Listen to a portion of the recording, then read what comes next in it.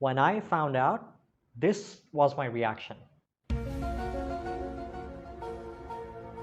I'm going to share a link of this article down below, but I just wanted to talk about what's happening in the watch world. Why is a $35,000 Nautilus being sold for $500,000?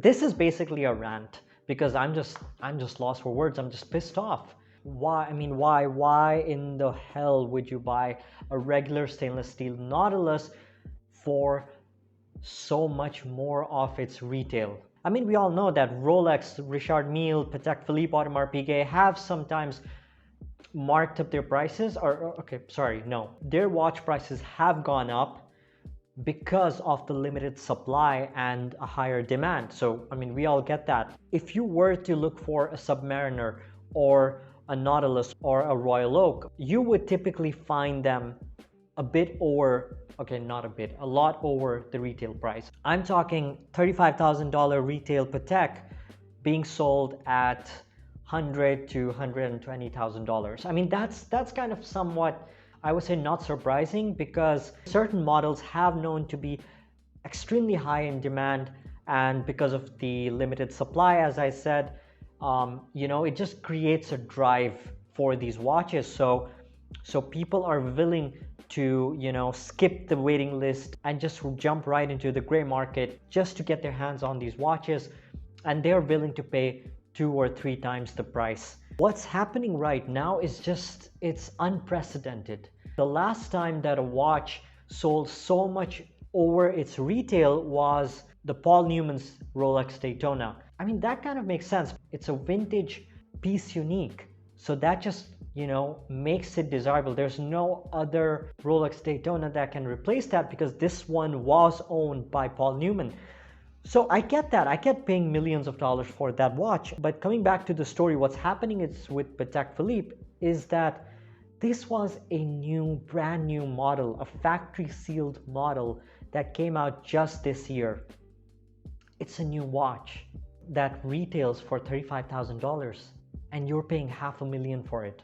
Who do we judge in this situation? Do we judge the person who bought it? Do we judge the people at the auction? Buying a watch for the wrong reasons is the reason why this is happening. Traditionally, when people would buy a Patek, the whole idea of paying such a premium for this kind of a watch was that you will be able to pass it on to your children and the next generation and so on. I think this is the company motto, right? That you don't buy a Patek for yourself, you buy it for the next generation.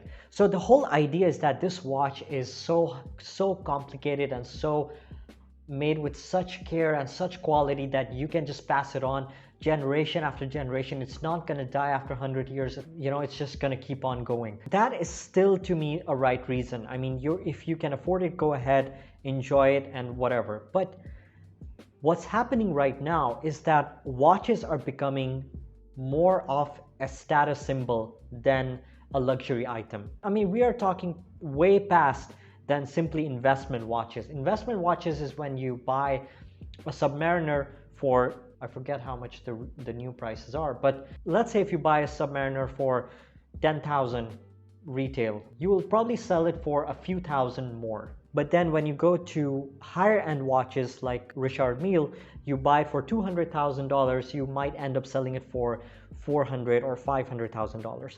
So there are kind of ridiculous markups, but we've never seen a markup to such a degree. And the only reason why this is happening with this Nautilus is because of its dial color, the olive green dial.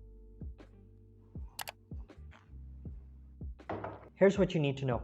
The term luxury has become even more subjective than it has ever before. If you watched any of the alternative watches to luxury watches videos, this is a guaranteed thing that you're gonna find in the comment section, that people are gonna be complaining about how even the affordable watches or the affordable alternatives are like a luxury item. You can't really define luxury these days. To me, a $5,000 watch is luxury. But to somebody else, that's a joke. You know, that's their beater watch. That's the watch they wear when they're doing gardening. And don't get me wrong, I'm not talking bad about Patek Philippe or Audemars Piguet or Richard Mille. These brands have done phenomenal work. They have amazing history, they have amazing innovation, and they've kind of shaped the watch industry into what it is today, right? They kind of created the benchmark of high quality watchmaking. So there's no disrespect here for these brands. My only problem is with the marketing. And again, this is one of the reasons why I respect brands like Seiko. If you go to a Seiko's website, or even forget Seiko, even if you go to a Grand Seiko's website and you look at a $50,000 Grand Seiko, their marketing just sucks. No offense, but they don't even have a photo gallery of their piece. And again, I'm not talking about a $200 or $500 Seiko. I'm talking about a $50,000 Grand Seiko. And the pictures of the watch on the website just suck, but they're still so desirable. When the Grand Seiko Snowflake came out, I went to the Grand Seiko boutique in Kuala Lumpur and I wanted to see the watch in person, but it just wasn't in stock. But even then, the prices don't go astronomically high. You still won't need to buy a portfolio of Grand Seiko watches in order to buy that limited edition watch. You can just walk in, and if it's in stock, then you're in luck and you can just pick it up. But you can't say the same about Patek or Richard Mille or even Rolex.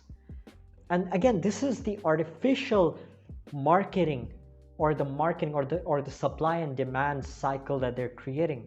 Even Seiko watches have gone up recently. A few years back, you could easily buy a Seiko dive watch for $200 to $300. I mean, there are a few models, I guess, but most of their dive watches have gone way up. But again, there's a justifiable reason for that. They're not taking that $200 product and then reselling it for $1,000. The caliber, the design, the movement, everything has changed. So the watch definitely has a new identity. But I feel like Seiko doesn't care because they're getting free marketing. The users are selling the product for them. You have a brand that solely focuses on making great watch, right? They're focused on making the design, the materials, the movements, everything is in-house, even more so than Rolex. So again, before the lockdown, when I visited the Seiko boutique, there was nobody else in the shop at the time. We had a talk for about half an hour just discussing Grand Seiko and the Zaratsu polishing and their champagne dials and all of these amazing things about the watch. And we were just bouncing off facts and knowledge about the watch. And I flat out told him that, I'm not looking to buy a watch today. I'm just here to look at them in person because I've heard so many things about the Zaratsu polishing and the spring drive. And he was just so amazing about it. And you don't expect this kind of treatment from the other luxury brands. You will need to buy a bunch of their other watches in order to qualify to obtain that desirable piece. You're buying it to enjoy it. You're paying the premium, even if it's above retail. Sometimes, paying astronomically high price over retail just for that status symbol. Again, that just kind of kills the hobby. I would look into watches and watch brands for the quality and the history, the movement, things like the design. If you just chase the hottest piece on the market just because some celebrity is wearing that, what this does is that it puts an artificial markup on a product that doesn't deserve that level of praise or hype. Coming back to Grand Seiko, you have to train for 3 years just to be able to do the Zaratsu polishing on the case. 3 years of your life go into intensive training to get that level of hand finish perfection. And you can easily pick that watch up starting from $3,000 without any waiting list, without any markups. You can just walk into any Grand Seiko boutique and just pick one up. So guys, that's it for my rant. And again, this is just my opinion. I would love to hear yours. I'll be uploading a new video on great affordable alternatives to expensive watches. So make sure to subscribe and hit the notification bell so you can get notified when that comes out. Stay safe, and I'll see you guys in the next one.